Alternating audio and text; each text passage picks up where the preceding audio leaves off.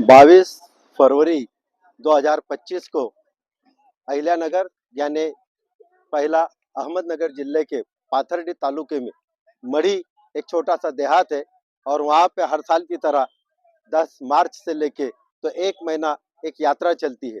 उस यात्रा में सभी प्रकार के हिंदू मुस्लिम समाज के लोग आकर अपना अपना व्यवहार अपना अपना व्यवसाय करते हैं और उस यात्रा को बहुत अच्छी तरह से निभाया जाता है। इतने सालों की परंपरा है कि वहाँ पे दोनों समाज मिलकर यह यात्रा को सक्सेस करते हैं। लेकिन 22 फरवरी को ग्राम सभा ने एक ठराव किया कि इस साल से अब कोई भी मुस्लिम व्यक्ति उस यात्रा में शामिल नहीं होगा, ना ही उस यात्रा में किसी प्रकार का वो व्यवसाय करेगा। ये ऐसा ठराव करके उन्होंने उस ठराव की अमलबजावनी करने की कोशिश की है। हम आज एकता संगठन के माध्यम से उस ठराव का निषेध करते हैं, उस ठराव करने वाले सरपंच और ग्राम सेवक का निषेध करते हैं।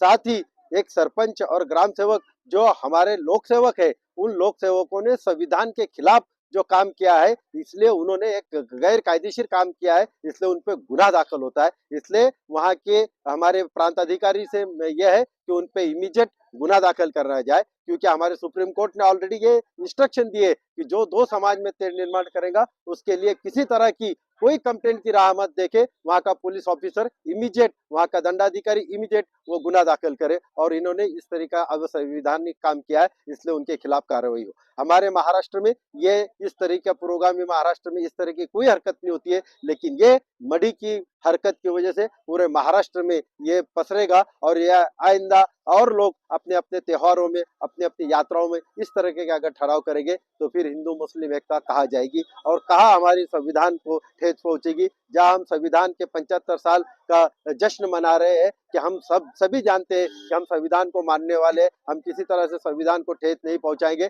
इसका मतलब साफ है कि इनका बोलना कुछ है और इनके दिल में कुछ है। ये जो कुछ कर रहे हैं असंविधानिक काम, ये पूरे के पूरे केंद्र सरकार और राज्य सरकार की मेहनत से कर रहे हैं, उनके इशारे पे कर रहे हैं। ऐसा मेरा ठोस उन पे आरोप है, इल्जाम है। अगर वाकई में मुख्यमंत्री और ग्राम विकास मंत्री चाहे तो ये ठराव को इमीडिएट रद्द करे, सरपंच को और वह ग्राम सेवक को इमीडिएट गुना दाखिल करे, तभी हम कहेंगे कि ये सरकार सबका साथ, सबका विकास और सबका विश्वास संपादन करना चाहती है। धन्यवाद। फारूक शेख, एकता संगठन समन्वयक, जलगांव।